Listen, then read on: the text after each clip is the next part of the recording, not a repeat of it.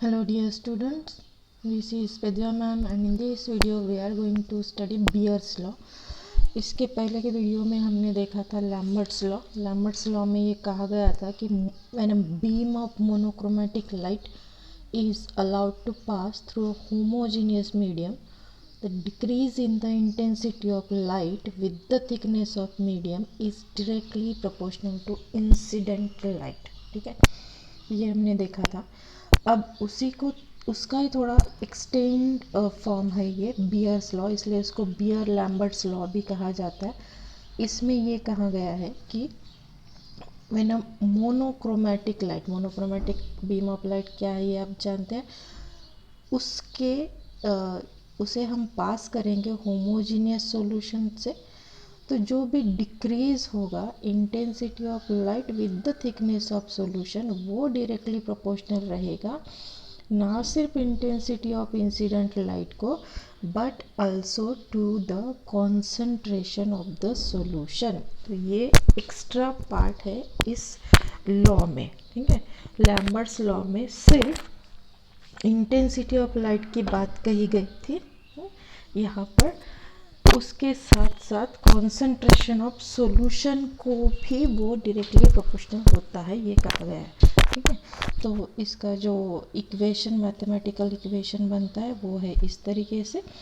तो ये जो टर्म है d I by d x, so this is, ये टर्म हुई decrease in the intensity of light with the thickness of the solution. ठीक है, अब ये डिक्रीज हो रहा है तो यहाँ पर माइनस साइन आएगा क्या, और ये डायरेक्टली प्रोपोर्शनल है किसको, इंटेंसिटी ऑफ इंसिडेंट लाइट, उसके साथ साथ कॉन्सेंट्रेशन ऑफ द सॉल्यूशन। तो जो सॉल्यूशन हम ले रहे जिसमें से हम मोनोक्रोमैटिक लाइट पास कर रहे हैं उस सॉल्यूशन के कॉन्सेंट्रेशन को भी ये वैल्यू डायरेक्टली प्रोपोर्शनल रहेगी। ओके, तो ये प्रोपोर्शनलिटी साइन हटा के वहाँ पर एक कांस्टेंट आ जाएगा। ठीक है, तो ये रहा वो equation, minus d I by d x is equal to alpha I c. Okay, तो ये अल्फ़ा क्या है, प्रोपोर्शनलिटी कांस्टेंट, जिसको कहते हैं मोलर एब्जॉर्प्शन कोएफिशिएंट।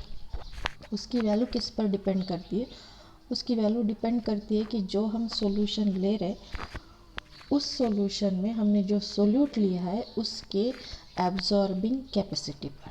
ठीक है, तो ये हुआ इक्वेशन। अब इस इक्वेशन को हमें, जैसे हमने लैम्बर्ट्स लॉ में डेरिवेशन किए थे, अलग अलग इक्वेशन डिराइव किए थे, बस वैसे ही करना है। बस उसको थोड़ा सा वो जो सिमिलर टर्म्स हम एक तरफ लेकर आए, जैसे ये यहाँ पर डी आई है तो ये इस आई को हम इधर शिफ्ट कर देंगे, ये डी एक्स इधर आ जाएगा, तो हमें ये इक्वेशन मिलेगा minus d I by I is equal to alpha into c into d x. अब इसको इंटीग्रेट करना है तो क्या लिमिट्स होंगे वो देखते हैं। लिमिट्स कैसे हम डिसाइड करेंगे, तो सपोज़ हमने ये जो ट्यूब ली है, समझ लीजिए, ठीक है, ये ट्यूब ली है, इसमें हमने वो सॉल्यूशन लिया है। जी, अब यहाँ से हम मोनोक्रोमैटिक लाइट के बीम्स पास आउट करेंगे, तो इसका, इस ट्यूब का जो थिकनेस होगा वो कैसे, उसे हम x बोलते हैं, इस थिकनेस को x बोलते हैं।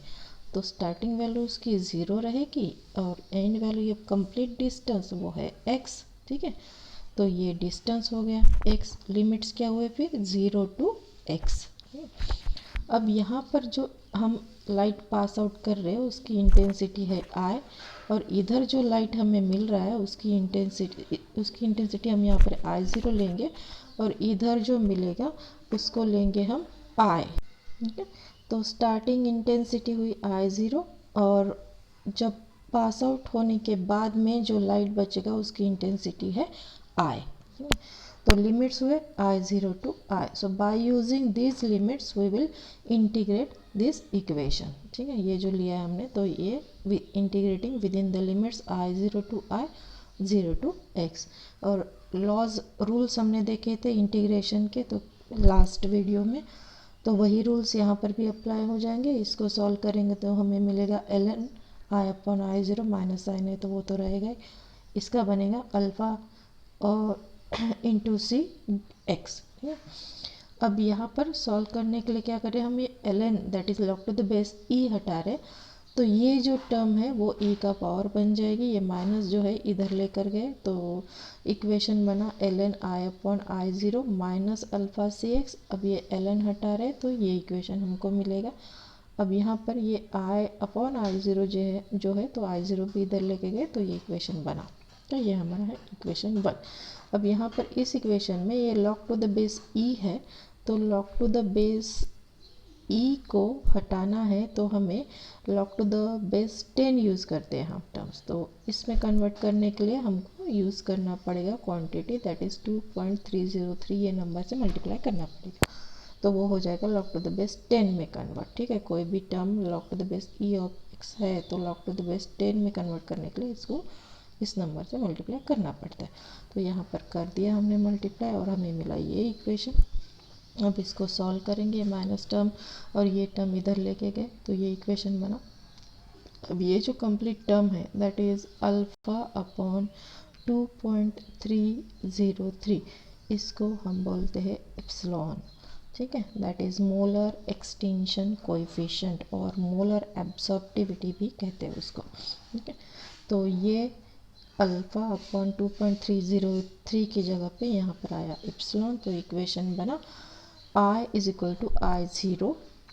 अब यहाँ पर टू द बेस 10 है, अगर लॉग हटाएंगे तो ये 10 का पावर बन जाएगा, इधर जो भी टर्म बचती है वो। ठीक है, ये एप्सिलॉन सी एक्स है, माइनस है तो बचा माइनस एप्सिलॉन सी एक्स।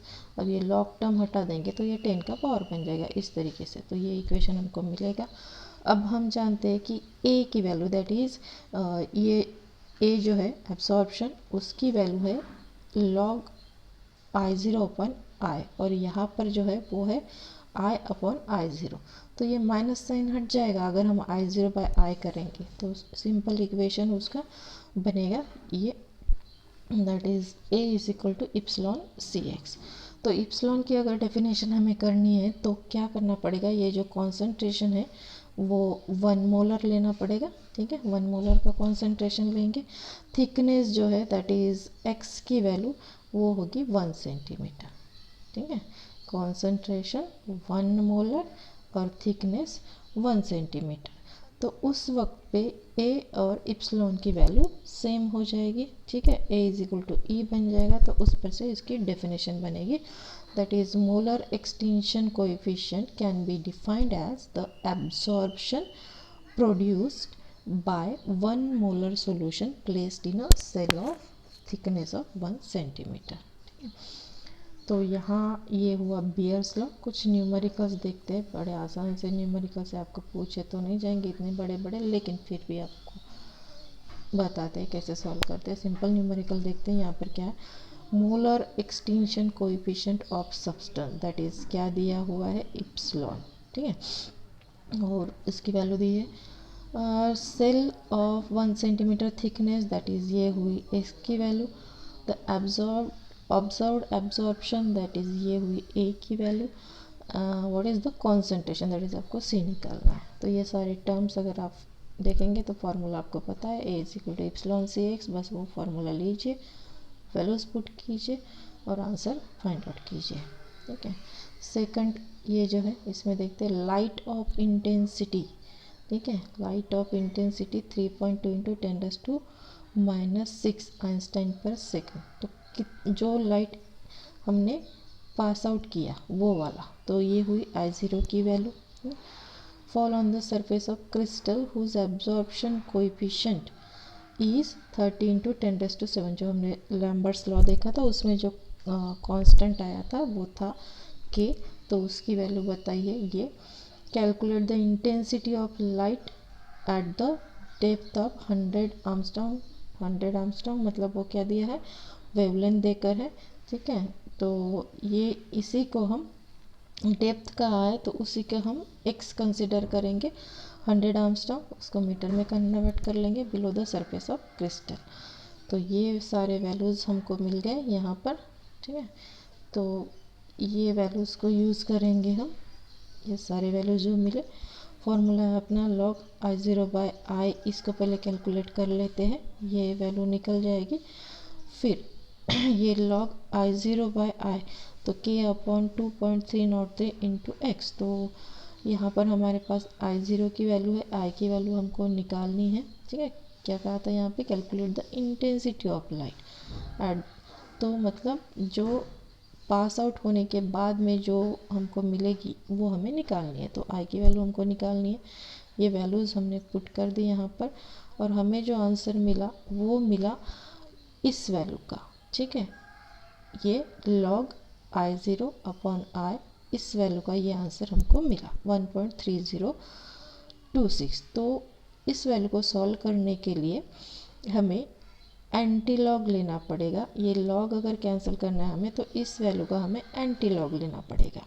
ठीक है, तो एंटी लॉग की वैल्यू है 20.07। अब इसको, ये जो आई है ये इधर आ जाएगा, ठीक है, और आई इधर शिफ्ट हो जाएगा, तो आंसर आई का निकल जाएगा इस तरीके से।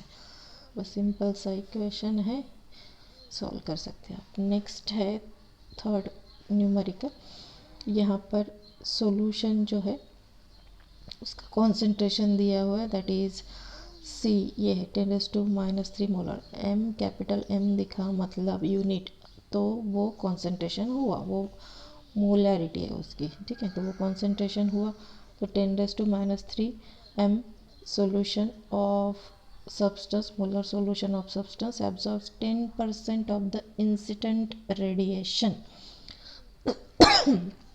10% ऑफ इंसिडेंट रेडिएशन मतलब जो बचा वाला रेडिएशन कितना है, अगर हम जो लाइट पास आउट कर रहे हैं जिसको I0 बोलेंगे उसको 100% बोलेंगे, तो यहाँ पर क्या बोल रहे हैं, सब्सटेंस एब्जॉर्ब 10%। तो ये जो सॉल्यूशन है इसने 10% एब्जॉर्ब कर लिया, तो इधर I की वैल्यू कितनी बची, फिर इस I0 में से हमें ये जो एब्जॉर्ब्ड वैल्यू है वो माइनस करनी पड़ेगी, तो 100 - 10 दैट इज़ 90, तो ये बन जाती है I की वैल्यू। ठीक है, तो इस तरीके से हमें सॉल्व करना है, दैट इज़ I0 100, तो I बचा 90, और यहाँ पर थिकनेस दिया है 1 सेंटीमीटर, सो x की वैल्यू बन जाती है 1 सेंटीमीटर, कॉन्सेंट्रेशन है 10⁻³ मोलर। अब जो निकालना है, what should be the concentration of solution in order to absorb 90% of the same radiation in the same cell. तो 90% जब एब्जॉर्ब करेगा तो कितना कॉन्सेंट्रेशन होना चाहिए 90% एब्जॉर्ब करने के लिए उसी सॉल्यूशन का, वो निकालना है हमें। ठीक है, तो उसके लिए हमें क्या करना पड़ेगा, उस सॉल्यूशन का पहले इप्सिलॉन निकालना पड़ेगा, that is molar extension coefficient. तो फार्मूला क्या है, ये A = log I0/i, ये हमें पता है। ठीक है, ये यूज़ करेंगे, और log I0/i = εcx, तो ये सारे वैल्यूज़ देकर हैं, तो यहाँ पर इप्सिलॉन की वैल्यू निकल जाएगी। अगर इप्सिलॉन की वैल्यू हमें पता है तो सेम सॉल्यूशन के लिए इप्सिलॉन वैल्यू तो एक ही रहेगी। ठीक है, तो इप्सिलॉन वैल्यू यहाँ पर मिल गई, वो यूज़ करेंगे। अब यहाँ पर बताया गया है कि 90% एब्जॉर्ब करेगा, मतलब I0 की वैल्यू अगर 100 है तो जो सॉल्यूशन है वो 90% एब्जॉर्ब कर रहा है, तो इधर बचेगा कितना, I की वैल्यू वो बचेगी 10, 100 - 90 कर देंगे तो बचेगी I की वैल्यू 10। ठीक है, तो ये वैल्यू मेरी I0 हुआ 100, I बचा 10, x तो वही सेम ट्यूब है तो थिकनेस तो उतनी ही रहेगी 1 सेंटीमीटर, और इप्सिलॉन यहाँ पर हमने फाइंड आउट किया 45.8। तो अभी हमें कैलकुलेट करना है कॉन्सेंट्रेशन। ठीक है, तो सेम फार्मूला, वही फार्मूला यूज़ कीजिए और कॉन्सेंट्रेशन फाइंड आउट करेंगे। तो इतने कॉन्सेंट्रेशन का, दैट इज़ कॉन्सेंट्रेशन 0.02 मोलर का अगर सॉल्यूशन बनाएंगे तो वो सॉल्यूशन 90% जो है इंटेंसिटी लाइट की जो है उसको एब्जॉर्ब कर लेगा। ठीक है, तो ये है न्यूमेरिकल्स। तो यहाँ पर आपका ये बियर्स लॉ भी ख़त्म होता है। नेक्स्ट वीडियो में देखेंगे लॉज ऑफ फोटोकेमिस्ट्री।